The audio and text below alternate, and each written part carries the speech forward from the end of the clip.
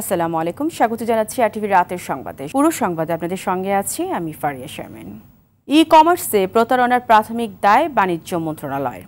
এই কথা জানিয়ে অর্থমন্ত্রী আ.হ.ম মোস্তফা কামাল বলেছেন, এর সঙ্গে সম্পৃক্ত সবাইকেই দায় নিতে হবে। অর্থনৈতিক ও সরকারি ক্রয় সংক্রান্ত মন্ত্রিসভা কমিটির ভার্চুয়ালি বৈঠক শেষে এসব কথা বলেন তিনি। ই কমার্স বিষয়ক বৈঠক শেষে বাণিজ্যমন্ত্রী বলেছেন, কাউকে জেলে পাঠালে গ্রাহকের কোনো লাভ হবে না। মন্ত্রণালয় কিছু করতে চেষ্টা করছে। এদিকে এই ভ্যালির সব ধরনের সম্পদ বিক্রি ও হস্তান্তরে নিষেধাজ্ঞা দিয়েছেন হাইকোর্ট। খান আলামিনের রিপোর্টে থাকছে বিস্তারিত।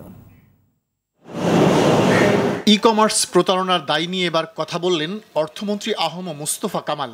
মন্ত্রিসভা কমিটির ভার্চুয়াল বৈঠক শেষে তিনি বলেন, এসব প্রতিষ্ঠান করার সময় ছাড়পত্র দিয়েছে বাণিজ্য মন্ত্রণালয়, তাই প্রাথমিক দায় তাদের সঙ্গে অন্য যারা সম্পৃক্ত তাদেরও দায় নেওয়া উচিত। এটা কারো না কারো ডেফিনেটলি ছাড়পত্র নিয়ে এগুলো হচ্ছে। এখানে ছাড়পত্র দিচ্ছেন কমার্স মিনিস্ট্রি, তাদেরকে প্রাইমারিলি দায়িত্ব নিতে হবে এবং তাদের সাথে অন্য যারা সংযুক্ত আছে, সংশ্লিষ্ট আছেন এবং সম্পৃক্ততা আছেন, তাদের সবাইকে আমি মনে করি যে দায়িত্ব নেওয়া উচিত। সরকারের দায়িত্ব এড়ানোর সুযোগ নেই মন্তব্য করে মন্ত্রী বলেন, অর্থ মন্ত্রণালয়ও বিষয়টি ছেড়ে দেবে না। আগে ম্যানুয়ালি করতো, এখন ইলেকট্রিক্যালি করতেছে, এখন ডিজিটাইজড হইতে এখন এগুলো করা হচ্ছে। মানুষ বিশ্বাস করে, এখন কতদিকে নিয়ন্ত্রণ করবে? নিয়ন্ত্রণ করতে হবে, গভর্নমেন্টকে দায়িত্ব নিতে হবে। অফকোর্স গভর্নমেন্টের দায়িত্ব, গভর্নমেন্ট দায়িত্ব রাখবে। ই কমার্স বিষয়ক বৈঠক শেষে বাণিজ্যমন্ত্রী বলেন, কাউকে জেলখানায় পাঠিয়ে লাভ নেই। ই কমার্সের সার্বিক বিষয়ে কিছু করতে মন্ত্রণালয় ইতিবাচকভাবে চেষ্টা করছে। যে আগামীতেও যেন কখনো মানুষ আর চিটেড না হয়, তার জন্য প্রয়োজনীয় ব্যবস্থা নেওয়া একদিক। তৃতীয়ত হলো, যেটা ঘটেছে সেটা পুরোপুরি তদন্ত করে কতটুকু কম্পেনসেট তারা করতে পারে, কতটুকু তাদের কাছে আছে সম্পদ, সেইটাকে নিয়ে এসে মানুষের দায়টা যতদূর পারা যায়। এদিকে ইভেলি থেকে পণ্য না পেয়ে এক গ্রাহক হাইকোর্টে আবেদন করেন।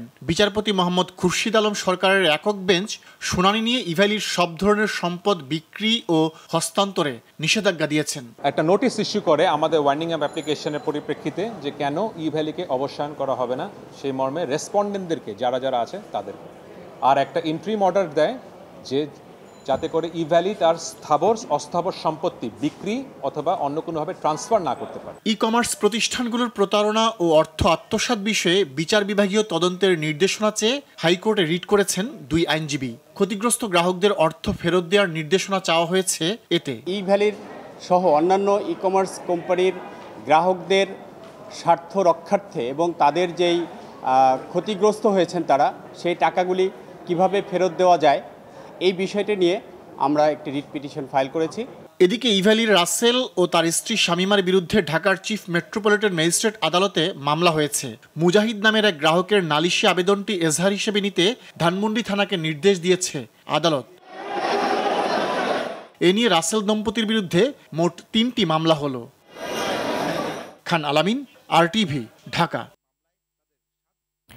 15 দফা দাবিতে ডাকা চলমান ধর্মঘট প্রত্যাহার করেছে Bangladesh covered van truck prime mover পণ্য পরিবহন মালিক অ্যাসোসিয়েশন ও বাংলাদেশ ট্রাক চালক শ্রমিক ফেডারেশন।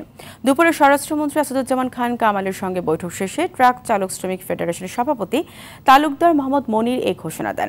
এই সময় স্বরাষ্ট্রমন্ত্রী ড্রাইভিং লাইসেন্সের জটিলতা দূর করতে দ্রুত টাস্কফোর্স গঠন সহ পর্যায়ক্রমে দাবি মানার আশ্বাস দেন। মাহিদুর রহমান রুবেল জানাচ্ছেন বিস্তারিত। মোটরযান মালিকদের উপর আরোপিত অগ্রিম আয়কর বাতিল, পুলিশের ঘুষ বাণিজ্য সহ সব ধরনের হয়রানি বন্ধ, গাড়ির কাগজপত্র চেকিংয়ের নামে হয়রানি বন্ধ, বন্দরে হয়রানিমুক্ত প্রবেশ, চালকদের বিশ্রামের সুযোগ ও রেশনিংয়ের ব্যবস্থা সহ 15 দফা দাবিতে মঙ্গলবার সকাল 6টা থেকে 72 ঘণ্টা ধর্মঘট শুরু করেন পণ্যবাহী পরিবহনের মালিক শ্রমিকরা। অচলাবস্থার একদিন পর স্বরাষ্ট্র মন্ত্রণালয়ে অনুষ্ঠিত বৈঠকে জননিরাপত্তা বিভাগের সিনিয়র সচিব, পুলিশ প্রধান, সড়ক পরিবহন সচিব সহ সংশ্লিষ্ট সব মন্ত্রণালয়ের প্রতিনিধিরা উপস্থিত ছিলেন। শ্রমিক মালিকদের দুই সংগঠনের পক্ষে উপস্থিত ছিলেন 18 জন নেতা। বৈঠক শেষে স্বরাষ্ট্রমন্ত্রী বলেন, তাদের 15টি দাবি তাৎক্ষণিকভাবে মেনে নিতে না পারলেও ব্যবস্থা গ্রহণ করা হবে পর্যায়ক্রমে।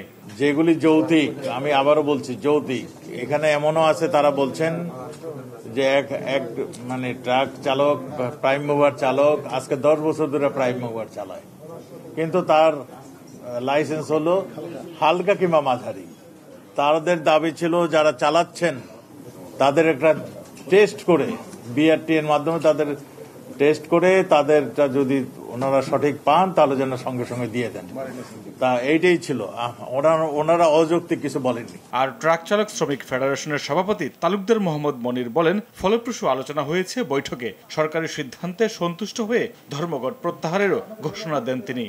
আমাদের 72 ঘন্টার যে কর্মবিরতি ছিল, আমরা মন্ত্রী মহোদয়ের নেতৃত্বে সভাপতিত্বে আজকের এই আলোচনা বৈঠকে আমরা অত্যন্ত সন্তুষ্ট, আমরা আনন্দিত। আমরা আমাদের কর্মবিরতি প্রত্যাহার করে নিলাম। ধর্মঘট প্রত্যাহারের পর চলাচল শুরু করেছে ট্রাক, কভার্ড ভ্যান ও prime mover. Maidur Rahman Rubel, RTV, Dhaka. রাজধানীর 90% পথের খাবারই জীবাণুযুক্ত। জনস্বাস্থ্য ইনস্টিটিউটের গবেষণায় এসব খাবারে ডায়রিয়া, আমাশয়, টাইফয়েড ও হেপাটাইটিস রোগের জীবাণু পাওয়া গেছে। অনিরাপদ খাবার আলসার, হৃদরোগ ও ক্যান্সারের ঝুঁকি বাড়ায়। বিশ্ব স্বাস্থ্য সংস্থার হিসেবে প্রতি বছর দূষিত খাবার খেয়ে বিশ্বে 4,42,000 মানুষ মারা যায়, যার মধ্যে 1.25 লাখ শিশু। এমন ভয়ঙ্কর তথ্য জানা থাকলেও দূষিত খাবার নিয়ন্ত্রণে কর্তৃপক্ষের কার্যকর পদক্ষেপ দেখা যায় না। অস্বাস্থ্যকর খাবার নিয়ে সাদিয়া কানিজের ধারাবাহিক প্রতিবেদনের আজ শেষ পর্ব। প্রতিদিন 150 থেকে 200 কাপ চা বিক্রি করেন সাখাওয়াত হোসেন। তবে অস্থায়ী দোকানে পানি সরবরাহ না থাকায় অল্প পানিতে ধোয়া মোছার কাজ চালাতে হয়। আর আড্ডায় মশগুল ক্রেতা এমন অপরিষ্কার পানিতে ধোয়া চায়ের কাপেই তৃপ্তির চুমুক দেন। এভাবেই অপরিষ্কার পানিতে ধোয়া চায়ের কাপে পানিবাহিত রোগের জীবাণু একজন থেকে আরেকজনে ছড়িয়ে যায়। পানি আমার পাশেই একটা অফিস থেকে পানি আনা হয়। বাংলাদেশের মতো মনে হয় পৃথিবীতে কোথাও নেই যে খাবার এরকম ভেজাল। ফুটপাতের খাবার তো এটা অস্বাস্থ্যকর, এটা তো সবাই জানে, কিন্তু তারপরেও মানুষ রাস্তায় যারা যাতায়াত করে তারা বাধ্য হয়ে খায়। সরকার পর্যাপ্তভাবে পর্যবেক্ষণ করে রাখবে যাতে কোনো রকম এই খাদ্যদ্রব্যের উপর ভেজাল না দিতে পারে। কৃষি গবেষণা কাউন্সিলের গবেষণা অনুযায়ী রাজধানীর প্রায় 70% মানুষ প্রতিদিন রাস্তার ধারের 140 ধরনের খাবার খান। করোনায় আয় রোজগার কমে যাওয়ায় পথের খাবারের উপর নির্ভরশীলতা আরও বেড়েছে। তেলটা আবার আরেকবার ইউজ করে। এখানে স্বাস্থ্যের ঝুঁকি অনেক, যে এইটার থেকে পাকস্থলীর ক্যান্সার, মানে পুরোপুরি গ্যাস্ট্রোইন্টেস্টাইনাল সিস্টেমের যে কোনো জায়গায় ক্যান্সার হচ্ছে। জনস্বাস্থ্য ইনস্টিটিউটের গবেষণায় রাজধানীর 90% পথের ধারের খাবারে ইকোলাই, সালমোনেলা ও ইস্ট মোল্ডের মতো ক্ষতিকর জীবাণু পাওয়া যায়, যা থেকে ডায়রিয়া, আমাশয়, টাইফয়েড, হেপাটাইটিস সহ বিভিন্ন ধরনের সংক্রামক রোগ হতে পারে। ঝুঁকি থাকে আলসার, হৃদরোগ ও ক্যান্সারে আক্রান্ত হওয়ার। এই দূষিত বরফটা শরবতের মাধ্যমে খাওয়ার ফলশ্রুতিতে আমাদের যেটা কমন যে রোগটা হয় সেটা হলো ডায়রিয়া। ইভেন এমনও হয় যে টাইফয়েড, এই পেটের নানান পীড়া, লিভার ক্যান্সার পর্যন্ত হতে পারে।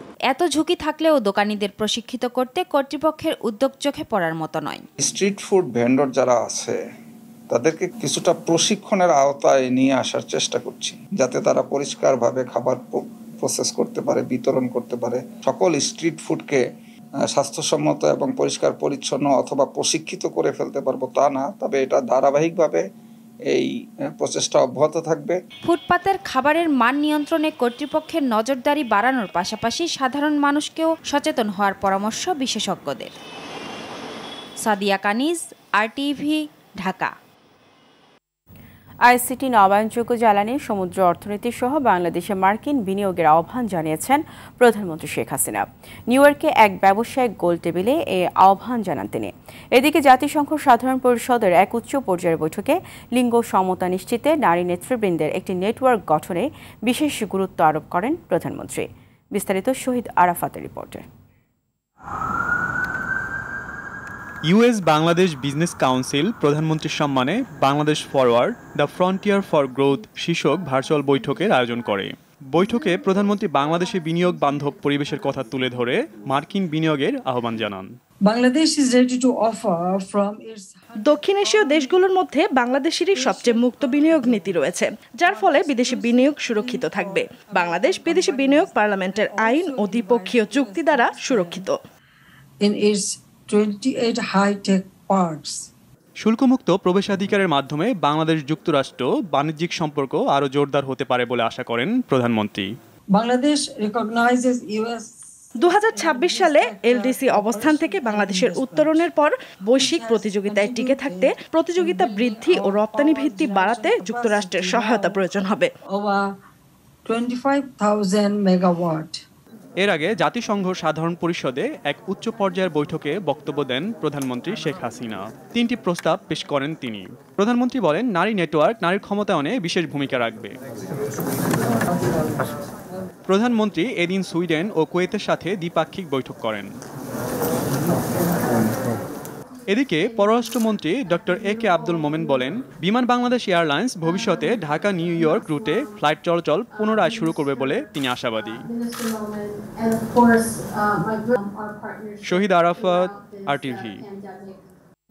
চলতি বছরের শেষ নাগাদ কোভ্যাক্সের আওতায় যুক্তরাষ্ট্র থেকে বাংলাদেশ আরও 89 লাখ টিকা পাচ্ছে বলে জানিয়েছেন পররাষ্ট্র প্রতিমন্ত্রী। গেল রাতে সামাজিক যোগাযোগ মাধ্যমে ফেসবুকে এক পোস্টে তথ্য নিশ্চিত করেন পররাষ্ট্র প্রতিমন্ত্রী মোহাম্মদ শাহরিয়ার আলম। পোস্টে তিনি লিখেছেন, কোভ্যাক্স সুবিধার আওতায় যুক্তরাষ্ট্র থেকে আরও 71 লাখ ডোজ ফাইজার ও 18 লাখ ডোজ মডার্না টিকা বরাদ্দ পেয়েছে বাংলাদেশ, যা এই বছরের মধ্যেই পাওয়া যাবে। দেশে আবারও করোনায় মৃত্যু বেড়েছে। গেল 24 ঘন্টায় 36 জনের মৃত্যু হয়েছে। এ নিয়ে মোট মৃত্যুর সংখ্যা দাঁড়ালো 27,313 জন। নতুন করে করোনা শনাক্ত হয়েছে আরও 1,376 জনের দেহে। এতে মোট আক্রান্তের সংখ্যা দাঁড়ালো 15,47,176 জনে। বুধবার স্বাস্থ্য অধিদপ্তরের সংবাদ বিজ্ঞপ্তিতে তথ্য জানানো হয়। 24 ঘন্টায় 28,736টি নমুনা পরীক্ষা করা হয়। নমুনা পরীক্ষায় শনাক্তের হার 4.79%। করোনার স্থবিরতা কাটিয়ে জাতীয় নির্বাচনকে সামনে রেখে সরব হচ্ছে দেশের বড় দুই রাজনৈতিক দল। ইতিমধ্যে দল গোছাতে শুরু করেছে আওয়ামী লীগ এবং বিএনপি। খালেদা জিয়ার মুক্তি এবং নিরপেক্ষ সরকারের অধীনে নির্বাচনের দাবিতে আন্দোলন জোরদার করতে চায় বিএনপি। আর দলীয় কোন্দল মিটিয়ে বর্তমান পদ্ধতিতেই নির্বাচনে যাওয়ার লক্ষ্য আওয়ামী লীগের। বিস্তারিত মাইদুর রহমান রুবেলের আরেকটি রিপোর্টে। করোনার কারণে 1.5 বছরেরও বেশি সময় ধরে বন্ধ রাজনৈতিক সভা সমাবেশ। একমাত্র ভরসা ছিল ভার্চুয়াল মিটিং। সংক্রমণ কমতে থাকায় দল গোছাতে মরিয়া আওয়ামী লীগ ও বিএনপির মতো বড় দলগুলো। দলের বিভিন্ন পর্যায়ের নেতৃবৃন্দের সঙ্গে প্রথম দফায় টানা 3 দিন মতবিনিময় করে বিএনপি। দফায় দফায় চলে মতবিনিময় সভা। দল গোছাতে নানা পরিকল্পনা করলেও আপাতত তা প্রকাশ করতে চায় না দলটি। তবে নির্বাচনকে সামনে রেখে তৃণমূলকে সংগঠিত করার পরিকল্পনার কথা জানান দলটির স্থায়ী কমিটির এই সদস্য। গণতন্ত্রবিহীন, ভোটবিহীন একটা রাষ্ট্র চলতে পারে না। নিরপেক্ষ সরকারের সাথে আবার যারা বসে আছে, যাদের এখন প্রমোশন নিয়ে উপরে চলে গেছে, যারা ওই 18 কাজ করছে, সেটাও আমাদের যোগ করতে হবে। তারা কই থাকবে? আরও জোরে সোরে 18 নির্বাচনের মতো করবে আর কি 23 সালে। মুক্তিযুদ্ধের চেতনা বিরোধী শক্তি, এই শক্তিকে মোকাবেলা করার জন্য দলকে সংগঠিত করতে হবে, দলের কর্মীদেরকে সচেতন করতে হবে এবং দলের কর্মীদেরকে এদের বিরুদ্ধে কঠোর ভূমিকা নেওয়ার জন্য উদ্বুদ্ধ করতে হবে। দল গোছাতে এরই মধ্যে সম্পাদক মণ্ডলীর সঙ্গে বৈঠক করেছে ক্ষমতাসীন আওয়ামী লীগও। রাষ্ট্র ক্ষমতায় থাকা আওয়ামী লীগের নানা টানাপোড়েন আছে বলে দাবি দলটির প্রেসিডিয়াম সদস্য আব্দুর রাজ্জাকের। সকল সমস্যার সমাধান করে নির্বাচনের প্রস্তুতি রাখার কথাও জানান তিনি। আমাদেরও সমস্যা অনেক আছে, ইতিমধ্যে আমরা বলতে কোনো দ্বিধা নাই। অনেক অপ্রত্যাশিত, যাদের আমরা আশা করি নাই, তারা দলের ভিতরে ঢুকেছে। বিভিন্ন ডিভিশনে প্রেসিডিয়াম সদস্যদের দায়িত্ব দেওয়া হয়েছে। যত দ্রুত সম্ভব যে সম্মেলনগুলো হয় নাই, সেই সম্মেলনগুলো করে ফেলা। আওয়ামী লীগের নির্বাচন হচ্ছিল যে রাত্রেবেলা ভোট ডাকাতি করা, আবার ইভিএম দিয়ে ভোট চুরি করা। তো ওরাও তো প্রস্তুতি নিতে পারে। আমাদের প্রস্তুতি হলো যে সবাইকে নিয়ে, ইলেকশন কমিশন নিয়ে, সব নিয়ে আমাদের আলোচনা চলছে। খালেদা জিয়ার মামলার রাজনৈতিক দাবি করে তার স্থায়ী মুক্তির দাবি জানান বিএনপির নীতি নির্ধারণী ফোরামের এই নেতা। এটা একটা ষড়যন্ত্রমূলক মামলা। মাইদুর রহমান রুবেল, RTV, ঢাকা। সরকার একের পর এক আইন করে দেশের সংবাদপত্র স্বাধীনতা নষ্ট করছে বলে মন্তব্য করেছেন বিএনপির মহাসচিব মির্জা ফখরুল ইসলাম আলমগীর। বুধবার বিকেল 4টার দিকে গুলশানে বিএনপি চেয়ারপারসনের রাজনৈতিক কার্যালয় দলের পরবর্তী করণীয় ঠিক করতে কেন্দ্রীয় নেতাদের মতবিনিময় সভা শেষে এই কথা বলেন তিনি। নিয়মিত বৈঠকের অংশ হিসেবে চট্টগ্রাম, কুমিল্লা, রংপুর, সিলেট ও ময়মনসিংহ বিভাগের নির্বাহী কমিটির সদস্যদের সঙ্গে বৈঠক করেন বিএনপির হাইকমান্ড।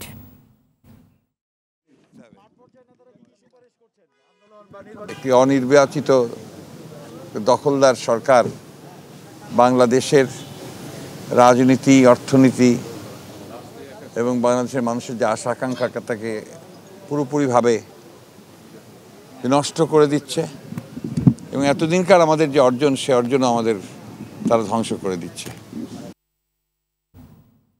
সিলেটের ওসমানী নগর এলাকার ইউসিবিএল ব্যাংকের এটিএম এর লক ভেঙে 24 লাখ টাকা ছিনতাইয়ের ঘটনায় জড়িত 3 জনকে গ্রেপ্তার করেছে ডিবি পুলিশ। মঙ্গলবার রাজধানী ও হবিগঞ্জের বিভিন্ন স্থানে অভিযান চালিয়ে তাদের গ্রেফতার করা হয়। দুপুরে ডিএমপি মিডিয়া সেন্টারের সংবাদ সম্মেলনে এসব জানায় গোয়েন্দা পুলিশ। এদিকে সন্ধ্যায় অন্যতম আসামি জাহিরকে হবিগঞ্জ থেকে গ্রেপ্তার করেছে সিলেট জেলা পুলিশ। আরও জানাচ্ছেন সাদিয়া কানিজ। গেল 12 সেপ্টেম্বর রাত 3:15 ইউনাইটেড কমার্শিয়াল ব্যাংকের এটিএম বুথে জোর করে ঢুকে পড়ে সংঘবদ্ধ ডাকাত দল। এরপর ফিল্মি স্টাইলে নিরাপত্তা রক্ষীকে জিম্মি করে রং দিয়ে নষ্ট করে বুথের সিসিটিভি ক্যামেরা। এরপর বুথ ভেঙে লুট করা হয় 24 লাখ টাকা। ঘটনাটি ঘটে সিলেটের ওসমানীনগর শেরপুর এলাকায় হাজি ইউনুসুল্লাহ মার্কেটের এটিএম বুথটিতে। ঘটনার তদন্তে নামে পুলিশের গোয়েন্দা বিভাগ। রাজধানী ও হবিগঞ্জের বিভিন্ন এলাকায় অভিযান চালিয়ে গ্রেপ্তার করে শামীম আহমেদ, নূর মোহাম্মদ ও আব্দুল হালিমকে। উদ্ধার করা হয় 10 লাখ টাকা সহ ছিনতাইয়ের কাজে ব্যবহৃত সরঞ্জামাদি। বুথে ঢুকে দারোয়ানকে কস্টেপ লাগিয়ে হাত পা বেঁধে পিটিয়ে তারপরে শাবল দিয়ে বুথটা ভেঙে তার কাছ থেকে টোটাল টাকাটা নিয়ে যাওয়া, এটা আসলে আগে এই ধরনের ঘটনা আমরা পাই নাই। এইরকম ঘটনা যদি ভবিষ্যতে কেউ না ঘটাতে পারে, সেই জন্য ব্যাংকের যে কর্মচারীরা তাদের প্রতি অনুরোধ থাকবে, ওনারা যেন একটু সিকিউরিটিটার জন্য একটু রাখে। পুলিশ জানায় ভারতীয় বিভিন্ন চলচ্চিত্র ও সিআইডি অনুষ্ঠান দেখে তারা এই কৌশল রপ্ত করেছে।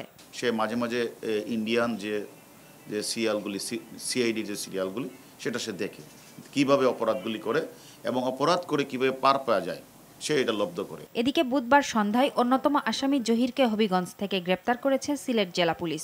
এই চক্রের সাথে আরও কেউ জড়িত কিনা তা তদন্ত করে দেখা হচ্ছে বলে জানানো হয় সংবাদ সম্মেলনে। সাদিয়া কানিজ, আরটিভি, ঢাকা। দেশের মানুষের জন্য কল্যাণকর যে কোনো প্রকল্পে বিদেশি উন্নয়ন সংস্থার অর্থায়ন না পেলেও সরকার নিজস্ব অর্থায়নে তা বাস্তবায়ন করবে বলে জানিয়েছেন স্থানীয় সরকার, পল্লী উন্নয়ন ও সমবায় মন্ত্রী তাজুল ইসলাম। রাজধানীর হোটেল সোনারগাঁয়ে স্থানীয় সরকার বিভাগের এক অনুষ্ঠানে কথা জানান তিনি। 2041 সালের মধ্যে উন্নত করার লক্ষ্যে নানা প্রকল্প নেওয়া হচ্ছে জানিয়ে মন্ত্রী এগুলো দ্রুত বাস্তবায়ন করতে সংশ্লিষ্টদের প্রতি আহ্বান জানান। মাসিক 200 মেট্রিক টন এলপি গ্যাস সরবরাহের নিমিত্তে সম্মিলিত চুক্তি স্বাক্ষর অনুষ্ঠিত হল বেঙ্গল এলপিজি এবং জং ওয়ান ইন্ডাস্ট্রিজ কোম্পানি লিমিটেডের মধ্যে। রাজধানীর গুলশানে বেঙ্গল এলপিজির কর্পোরেট কার্যালয়ে আজ এই চুক্তি স্বাক্ষর হয়। অনুষ্ঠানে উপস্থিত ছিলেন বেঙ্গল এলপিজি লিমিটেডের ব্যবস্থাপনা পরিচালক ফিরোজ আলম এবং জং ওয়ান ইন্ডাস্ট্রিজ কোম্পানি লিমিটেডের ব্যবস্থাপনা পরিচালক মিনসলি। তারা নিজ নিজ প্রতিষ্ঠানের পক্ষে এই চুক্তি স্বাক্ষর করেন। এছাড়াও অনুষ্ঠানে আরও উপস্থিত ছিলেন বেঙ্গল এলপিজির chief operating officer Asadul Haque Sufiani, মহাব্যবস্থাপক হাবিবুর রহমান সহ অন্যান্য কর্মকর্তারা। অসামঞ্জস্য লেনদেনের দায়ে 8টি অ্যাকাউন্ট বন্ধ করে দিয়েছে নগদ। ই কমার্স প্রতিষ্ঠান সিরাজগঞ্জ শপ এবং আলাদিনের প্রদীপের লেনদেনে অসামঞ্জস্য দেখা দেওয়ায় স্বয়ংক্রিয়ভাবে বন্ধ হয়ে গিয়েছিল প্রায় 18,000 অ্যাকাউন্ট। কয়েক দফা যাচাই বাছাইয়ের পর সন্তোষজনকভাবে ত্রুটিপূর্ণ রিমান্ডে জড়িত থাকা 8টি অ্যাকাউন্ট বাদে স্থিতি হওয়া সকল অ্যাকাউন্ট পুনরায় সচল করা হয়েছে। বিকেলে বনানীতে নগদের প্রধান কার্যালয়ে এক সংবাদ ব্রিফিংয়ে কথা জানান প্রতিষ্ঠানের ব্যবস্থাপনা পরিচালক তানভীর মিশুক। জাতিসংঘের সাধারণ পরিষদের অধিবেশনে যোগ দিতে চায় তালেবান। এজন্য একটি চিঠি দিয়েছে আফগান সরকার। জাতিসংঘ মহাসচিব অ্যান্টনিও গুতেরেসের মুখপাত্র স্টিফানে ডুজারিক এ তথ্য নিশ্চিত করেছেন। এদিকে আফগানিস্তানে আইএস বা আল কায়েদার কোনো অস্তিত্ব নেই বলে দাবি করেছে তালেবান শাসকরা। যদিও দেশটির জালালাবাদ শহরে বন্দুকধারীর হামলায় তালেবানের 2 যোদ্ধা ও এক বেসামরিক ব্যক্তি নিহত হয়েছে। অন্যদিকে পাকিস্তানের প্রধানমন্ত্রী ইমরান খান বলেছেন, আফগানিস্তানে নারীদের শিক্ষা গ্রহণ থেকে বিরত রাখা ইসলাম সম্মত নয়। মেয়েদের শিক্ষিত হতে ধর্মে কোনো বাধা নেই বলেও মন্তব্য করেন তিনি। মালদ্বীপে অনুষ্ঠিত হতে যাওয়া সাফ চ্যাম্পিয়নশিপের জন্য 27 সদস্যের দল ঘোষণা করল বাংলাদেশ ফুটবল ফেডারেশন বা ফুফে। দলে রয়েছেন সম্প্রতি বাংলাদেশের নাগরিকত্ব পাওয়া নাইজেরিয়ান ফুটবলার এলিটা কিংসলে। এছাড়া দলে ফিরেছেন জুয়েল রানা, টুটুল হোসেন বাদশাহ ও আশরাফুল ইসলাম রানা। আগামী 1 অক্টোবর মালদ্বীপে শুরু হবে দক্ষিণ এশিয়ার বিশ্বকাপ খ্যাত এই ফুটবল আসর।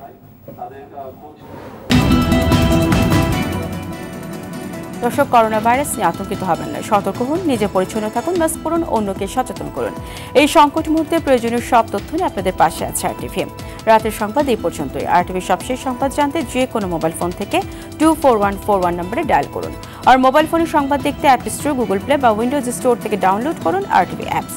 এছাড়াও তাৎক্ষণিক ও বিনোদন সংবাদ জানতে বিশ্বের যে কোনো প্রান্ত থেকে ভিজিট করুন rtvonline.com, facebook.com/rtvonline ও youtube.com/rtvdigitals। এখন থেকে RTV সব বিনোদনমূলক অনুষ্ঠান দেখতে পারবেন RTV প্লাসে। ধন্যবাদ সবাইকে।